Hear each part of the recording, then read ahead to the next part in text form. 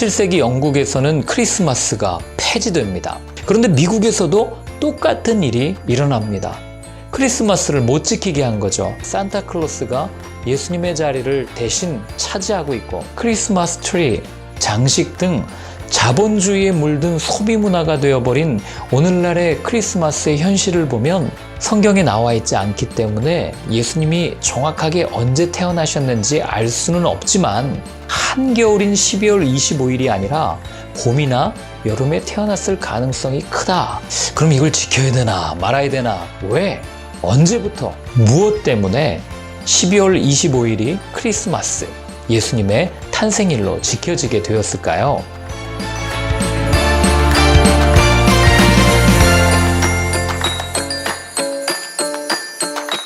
안녕하세요. 성경 속으로 김영중 목사입니다. 오늘 제가 빨간색, 파란색 이런 복장을 하고 있는데 참 촌스럽죠? 그래도 혹시 눈치채셨습니까? 맞습니다.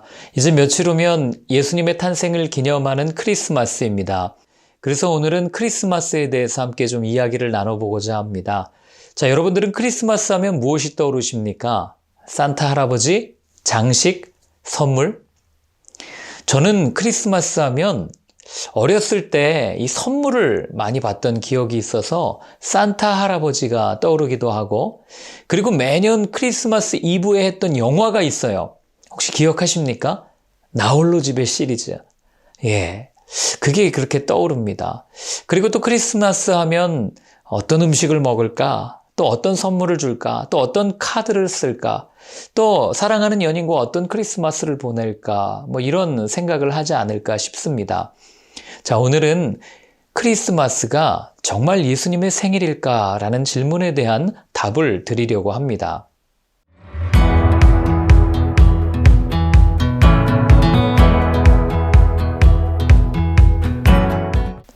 성경은 예수님의 탄생을 이렇게 기록합니다.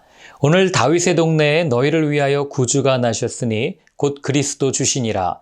너희가 가서 강보에 쌓여 구유에 누여있는 아기를 보리니 이것이 너희에게 표적이니라 하더니 호련히 수많은 천군이 그 천사들과 함께 하나님을 찬송하여 이르되 지극히 높은 곳에서는 하나님께 영광이요 땅에서는 하나님이 기뻐하신 사람들 중에 평화로다 하니라. 아멘. 누가복음 2장 11절부터 14절까지의 말씀입니다. 그런데 이 예수님의 탄생일이 언제인지 몇 월인지 정확하게 말해주지 않습니다. 다만 그 앞부분을 보면 로마의 황제였던 아우구스투스가 모든 사람들한테 자신이 태어난 도시에 가서 호적을 등록해라 라는 명령을 내렸고, 요셉은 아내 마리아와 함께 베들레헴에 갔다고만 알려줍니다.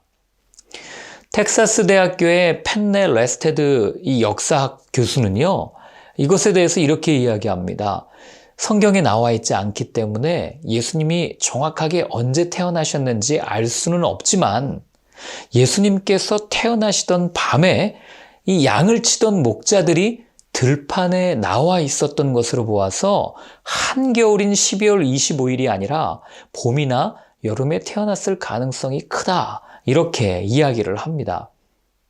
자, 그렇다면 왜, 언제부터, 무엇 때문에 12월 25일이 크리스마스, 예수님의 탄생일로 지켜지게 되었을까요?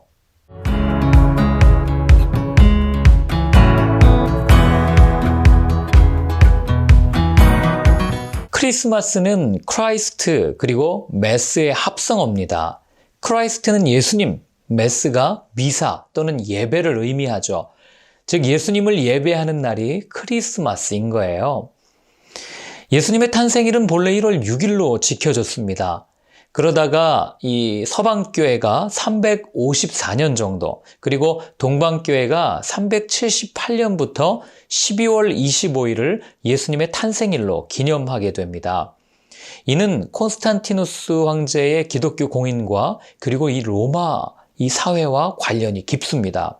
12월 25일은 로마의 동짓날이자 로마의 귀족들이 믿었던 미트라교에서 추종하는 태양신 미트라의 생일이었습니다. 동짓날이 태양의 길이가 가장 짧잖아요. 그러니까 동짓날 이후에 태양의 길이가 길어지니까 그 이후에 태양신의 영향력이 커진다. 그래서 동짓날에 태양신이 태어났다고 믿은 겁니다. 그래서 로마 사람들은요, 미트라의 생일을 기념하기 위해서 동지 일주일 전부터 한 달 동안 사투르날리아라고 하는 이 축전을 벌였어요. 이때는 로마 사회가 완전히 뒤집어지는 시간이었습니다.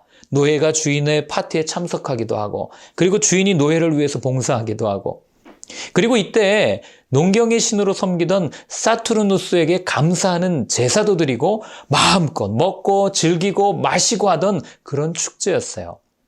오늘날에도 지역 축제 하나 하면 얼마나 많은 경제적 이득이 생겨나요. 그러니 그 당시에 이 축제를 할 때 얼마나 많은 상거래가 있었겠습니까?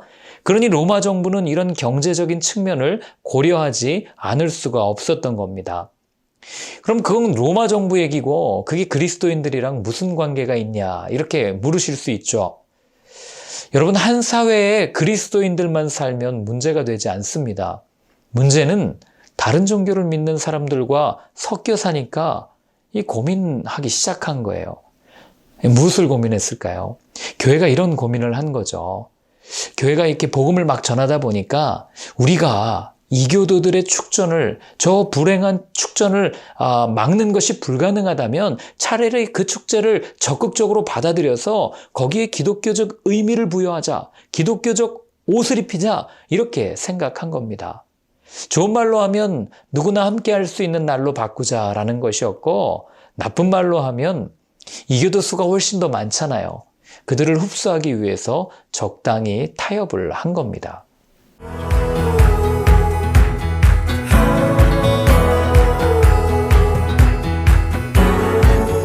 이렇듯 이교의 신앙을 받아들였다는 이유만으로 17세기 영국에서는요, 크리스마스가 폐지됩니다.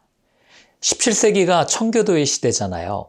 거룩, 정결, 늘 검소하게 살던 청교도들이 볼 때 이 크리스마스의 어떤 파티나 이런 풍습이 문란하게 보였던 겁니다. 경건 생활에 전혀 도움이 되지 않는다고 생각한 거죠. 그래서 1652년에 이 크리스마스를 불법으로 제정하는 그런 법안이 통과됩니다. 그로부터 4년 뒤 1656년에는요, 영국 남동쪽에 있는 캔터베리에서 폭동이 일어납니다. 크리스마스가 아니면 죽음을 달라. 물론 이렇게 외친 건 아니고요. 이 크리스마스를 복원시키지 않으면 왕을 다시 세우겠다는 일종의 협박성 시위였습니다. 당시 올리버 크롬웰을 중심으로 하는 이 공화정, 이 청교도였죠. 잠깐 빛을 발했다가 찰스 2세가 왕이 되면서 다시 왕정으로 바뀌게 되면서 이 청교도의 영향력이 떨어지니까 다시 구교가 이렇게 집권하게 되는, 크리스마스는 본래대로 다시 지켜지게 되는 그런 일들을 경험하게 됩니다. 그리고 나서 청교도들이 1620년에 메이플라워를 타고 건너가서 세운 나라가 어디예요? 미국이잖아요.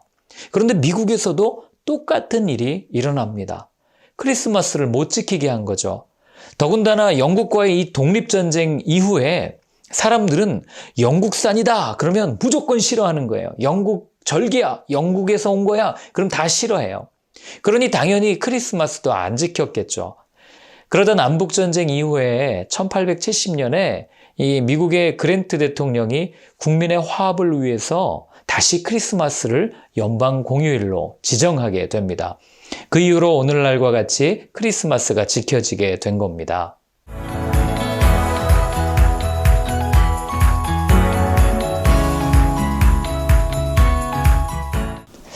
크리스마스의 기원을 알고 나니 좀 찝찝하죠?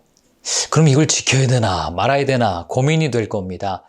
결론부터 말씀드리면 의미를 잘 생각하고 지켜도 무방합니다. 우리나라도 동짓날 액땜하는 의미로 팥죽을 먹잖아요. 귀신 쫓는다 그러죠. 그러나 오늘날 그렇게 생각하면서 팥죽을 먹는 사람은 거의 없습니다. 그냥 옛날부터 먹어왔으니까 그냥 먹는 거고, 그리고 팥죽을 좋아하는 사람이 더 먹는 거예요. 그 팥죽을 더 먹었다고 해서 귀신이 덜 붙는다거나 내가 팥죽을 먹었다고 해서 더 정결해졌다고 생각하진 않잖아요. 대한민국 사람의 그냥 삶이 되어버린 거죠. 크리스마스도 이렇게 해석할 수 있습니다. 물론 다른 신의 생일을 기념해서 그 신을 기억하고 따른다면 문제가 되겠지만 이미 지난 2000년 교회 역사 속에서 교회의 절기로 지켜져 오면서 교회의 문화가 되어버린 거죠. 본래 교회는 부활절을 중요하게 생각했어요. 예수님의 탄생일을 그렇게 중요하게 생각하지는 않았습니다. 그럼 왜 1월 6일에서 12월 25일로 바뀌었나?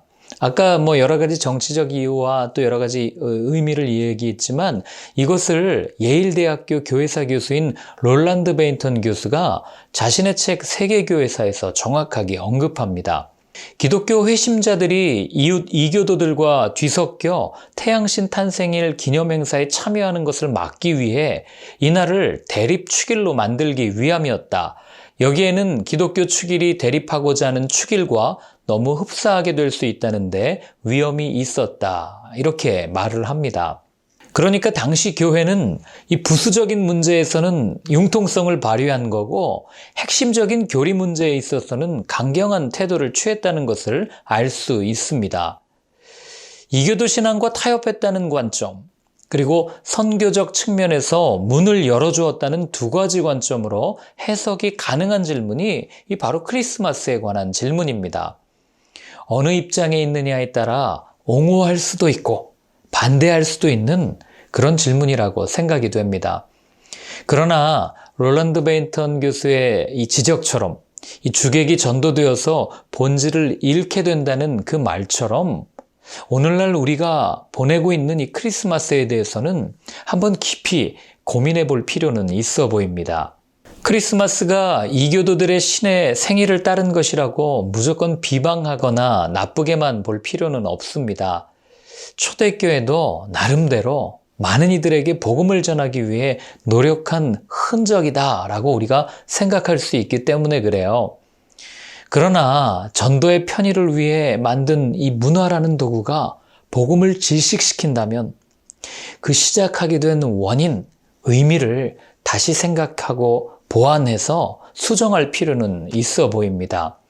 예를 들면 예수님이 기념이 되고 주인공이 되어야 하는데 착한 어린이들에게 선물을 나눠주던 니콜라스 대주교를 기념하는 산타클로스가 예수님의 자리를 대신 차지하고 있고 함께 예배를 드리며 은혜를 나누기보다는 크리스마스 트리, 장식 등 자본주의에 물든 소비 문화가 되어버린 오늘날의 크리스마스의 현실을 보면 이제 좀 멈추어 서서 우리가 다시 한번 크리스마스가 무엇인지 그 의미가 무엇인지를 되짚어 볼 필요가 있지 않을까 생각이 되는 거죠. 즉 크리스마스가 전도의 측면에서 시작되었다면 크리스마스에 우리끼리 모여 예배드리고 기뻐하는 것도 좋지만 그보다는 예수님을 모르는 주위의 많은 이웃들에게 기쁨의 소식, 생명의 소식, 복음을 적극적으로 전하는 기념일로 다시 되돌려보면 어떨까 하는 생각이 듭니다. 이도 저도 아닌 그런 결론 같다고요? 제가 이렇게 말씀드린 이유가 있습니다. 사실 절기는 구원에 있어서 그렇게 중요하지 않습니다.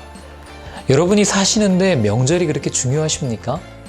물론 우리의 삶을 보다 맛깔나게 해주는 아주 좋은 날들이죠.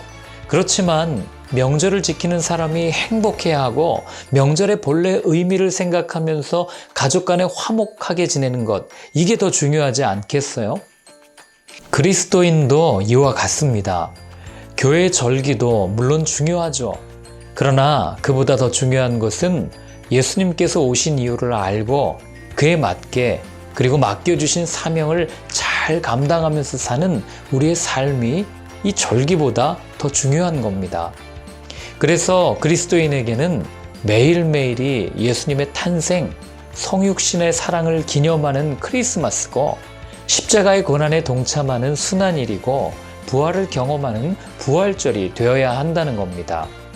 아무쪼록 추운 겨울에 몸 조심하시고요. 미리 인사드리겠습니다. 메리 크리스마스, 해피 뉴 이어. 내년에 뵙겠습니다. 수고하셨습니다.